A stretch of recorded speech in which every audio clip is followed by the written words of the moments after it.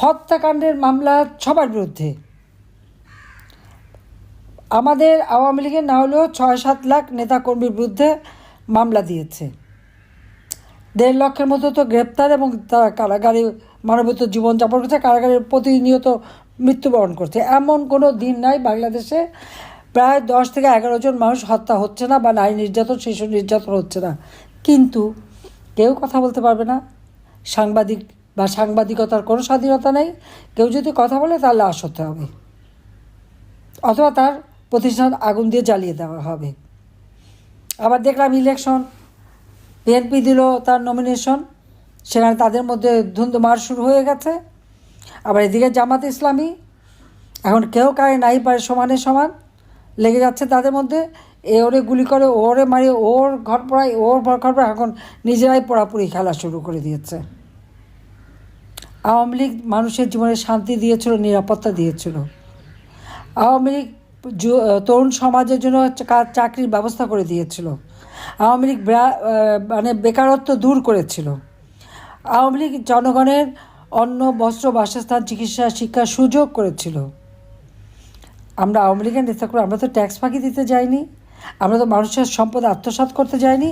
মানুষের সম্পদ যাতে বৃদ্ধি হয় সে ব্যবস্থা করে দিয়েছিলাম। প্রত্যেকটা দরিদ্র মানুষ তারও জীবন জীবিকার ব্যবস্থা করে দিয়েছিলাম। যে ভূমিহীন তাকেও 1 খণ্ড জমি, একটা বাড়ি, 2 কাঠা জমি, একটা বাড়ি, এবং তার জীবনযাত্রা করার ব্যবস্থা আমরা করে দিয়েছিলাম। একেবারে তৃণমূলের ভূমিহীন মানুষ থেকে শুরু করে বেদে, হিজড়া, কুষ্ঠরোগী বা ভাসমান জনগণ, ক্ষুদ্র নৃগোষ্ঠী, পাহাড়ি অথবা সমতল ভূমি, সকল ধরনের অনগ্রসর জাতি, তাদের প্রত্যেকের জীবনমান আমরা উন্নত করে দিয়েছিলাম। ধর্ম, বর্ণ নির্বিশেষে সকল মানুষ তার নিজ নিজ ধর্ম যাতে স্বাধীনভাবে পালন করতে পারে, অসাম্প্রদায়িক চেতনায় উন্নত সমৃদ্ধ বাংলাদেশ গড়ে তোলার পদক্ষেপ নিয়ে বাংলাদেশকে আমরা আর্থসামাজিকভাবে উন্নতি করেছি। আওয়ামী লীগ অপরাধটা কী করেছে? স্বাধীনতা এনে দিয়েছে, অর্থনৈতিক মুক্তি দিয়েছে, অর্থনৈতিক সমৃদ্ধি দিয়েছে, মানুষের জীবনে নিরাপত্তা দিয়েছে, শান্তি দিয়েছে, ছাত্রছাত্রীদের শিক্ষার পরিবেশ তৈরি করে উচ্চশিক্ষার ব্যবস্থা করে দিয়েছি, চিকিৎসা সেবা জনগণের দোরগোড়ায় পৌঁছে দিয়েছি, মাতৃত্বকালীন ভাতা দিয়েছি, বয়স্ক ভাতা, বিধবা ভাতা, প্রতিবন্ধী ভাতা দিয়েছি, এমনকি যে শিশু বুকের দুধ খায় সেই মাকেও আমরা ভাতা দিয়েছি, সেই ল্যাকটেটিং মাদারকে তাকেও ভাতা দিয়েছি। একটা বয়স্ক মানুষ কাজ করতে পারে না, তার জন্য 30 কেজি করে চাল প্রতি মাসে দিয়েছি। কামার, কুমার, জেলে, তাঁতি প্রত্যেকটা মানুষ তাদেরকে আমরা সহায়তা করি। ইউক্রেন যুদ্ধ, স্যাংশন, কোভিড, বিভিন্ন কারণে যখন ইনফ্লেশন বেড়ে গেল, 1 কোটি পরিবারকে টিসিবির কার্ড দিলাম, মাত্র 30 টাকা কেজিতে চাল কিনতে পারবে, ডাল, তেল, চিনি যাতে কিনতে পারে সে ব্যবস্থা করে দিলাম, যেন কোনো মানুষ কষ্ট না পায়। ডক্টর ইউনূস এসে কী করলো? সব বন্ধ। তারপরে পারিবারিক কার্ড বা বয়স্ক ভাতা, যে জিজ্ঞেস করে ভোট দিয়েছেন গায়ে, হ্যাঁ বলে নৌকায় ভোট দিয়েছে, বাস তার কার্ড বন্ধ। 1 কোটির মধ্যে 43 লক্ষ বের করলো, তারা নাকি আওয়ামী লীগ পরিবার, তারা ভাতা পাবে না, তারা কার্ড পাবে না। আরে এখানে তো 43 লক্ষ আওয়ামী লীগ, কিন্তু 57 লক্ষ তো অন্য দল বা সাধারণ মানুষ।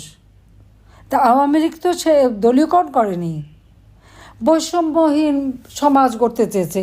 আজকে সব জায়গায় বৈষম্য, সব জায়গায় দলীয়করণ, সব জায়গায় হয় জামাত নয় বিএনপি। আইসিটি যেখানে যুদ্ধ অপরাধীদের বিচার করেছে সেখানে বিচার করবে, আমাদের বিরুদ্ধে মামলা। ওই কোর্টে কারা আছে? কোর্টের যারা জজ সাহেবরা বসে আছেন সব জামাত আর বিএনপির লোক, আর চিফ প্রসিকিউটর থেকে শুরু করে তারা সব কারা? যুদ্ধ অপরাধীদের বিচারে যারা ডিফেন্সে ছিল তারা। আর আমরা তো কোনো মামলা নোটিশ পাইনি, কিছুই পাইনি। আর আমাদের ঘর বাড়ি সব তো জ্বালিয়ে পুড়ে ছারখার। গণভবন লুটপাট, যারা প্রথম ঢুকলো বেশ ভালো ভালো জিনিস লুটপাট করে নিয়ে গেল, কিছু বাদ দেয়নি। ক্ষেতের ফসল থেকে শুরু করে ছাগল, গরু, ভেড়া যা ছিল সবই লুট করে নিয়ে গেছে। আমার আওয়ামী লীগের অগণিত নেতা কর্মীর বাড়িঘর লুট, আগুন দিয়ে পোড়ানো। ওই 32 নম্বর ভেঙেছে, লুট করেছে। সুধা সদন ডক্টর ওয়াজার সাহেবের বাসা, যে জয়পুতুলের বাসা, সেটা লুটপাট, আগুন দিয়ে পুড়িয়ে দেওয়া, যেখানে আবার হাজার হাজার লক্ষ লক্ষ নেতাকর্মী তার সব কিছু হারিয়েছে। আমাদের তো সেজন্য আর কোনো আফসোস নেই। কিন্তু যারা এই কাজগুলি করেছে তাদের তো ছেড়ে দেওয়া যাবে না। যারা ঘরে ঢুকে মাকে সম্মান করতে পারে না, বাবাকে সম্মান করতে পারে না, ছোট্ট শিশু বা নারী কাউকে সম্মান করতে পারে না, তাদের তো ক্ষমা নেই। তাদের আমরা বিচার করব, কারণ কোর্টে তুলে বিচার করে তাদের অপকর্মগুলি জাতির সামনে তুলে ধরতে হবে। সবাইকে চিনে রাখেন, হিসেব রাখেন। প্রত্যেকের বিরুদ্ধে মামলা আমাদের বিরুদ্ধে দিয়েছে। যারা অপরাধ করেছে, মানুষ হত্যা করেছে, সেই 15ই জুলাই থেকে যারা অপরাধ করেছে তাদেরকে তো ইন্ডেমনিটি দিয়েছে। ইন্ডেমনিটি দেওয়ার অর্থই তো যে এরা অপরাধী। আর মামলা দিয়েছে আওয়ামী লীগের নামে। আর কারাগারে বিনা চিকিৎসায় আমাদের একের পর এক জেল হত্যা করে যাচ্ছে ইউনূস। কাজে প্রত্যেকটা জিনিসের হিসাব নেওয়া হবে। আর আজকে এভাবে বারবার আর নির্যাতিত হওয়া যাবে না। সকলে এখন নামতে হবে, প্রতিরোধ গড়ে তুলতে হবে। ওই মব ভায়োলেন্স যারা করেছে তাদের বিরুদ্ধে ব্যবস্থা নিতে হবে। এবং সেই জন্য যে কর্মসূচি আমরা দিয়েছি 13 তারিখ পর্যন্ত, এই কর্মসূচি বাস্তবায়নের জন্য জনমত সৃষ্টি করতে হবে। আপনাদের প্রত্যেকটা এলাকায় যত উন্নতি করেছে সেইটা তথ্যগুলি সংগ্রহ করে সেটা লিখে প্রত্যেক ঘরে ঘরে পৌঁছান, মানুষের কাছে পৌঁছানোর ব্যবস্থা করে দেন। এই জন্য যে আমরা তাদের জন্য কতটুকু কী করেছি আর এখন তারা কেমন আছে নিজেরা যাচাই করে দেখুক। আর আওয়ামী লীগের নিবন্ধন বাতিল, আওয়ামী লীগের কার্যক্রম স্থগিত, আওয়ামী লীগকে বাদ দিয়ে ইলেকশন করবে। কেন? আওয়ামী লীগের অপরাধটা কী? অপরাধ একটাই, আওয়ামী লীগ এত অপপ্রচার আমাদের নামে, এত মামলা, এত কিছু করার পরেও এখনও বাংলাদেশের সাধারণ জনগণ আওয়ামী লীগকে চায়, তারা আমাকে চায়। এটাই অপরাধ হয়ে গেছে। সেই জন্য আমাদেরকে ইলেকশনই করতে দেবে না।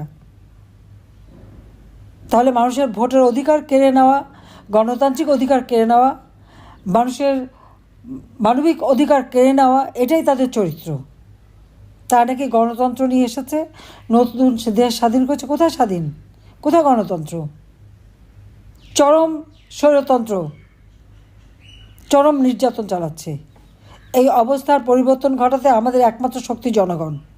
কাজে সবাই জনগণের সাথে যান, জনগণকে সাথে নিয়ে আমাদের সামনে রাস্তায় দাঁড়াতে হবে এবং আমাদের প্রতিরোধ গড়ে তুলতে হবে। আওয়ামী লীগ জনগণের সংগঠন। আওয়ামী লীগকে বাদ দিয়ে ইলেকশন করলে সেই ইলেকশন হবে না। কাজে কথা তাদের মাথায় রাখতে হবে। সবাইকে ধন্যবাদ জানাচ্ছি। সময় এসে গেছে, সবাই রুখে দাঁড়ান, যার যা আছে। খোদা হাফিজ। জয় বাংলা, জয় বঙ্গবন্ধু, বাংলাদেশ চিরজীবী হোক। খোদা হাফিজ।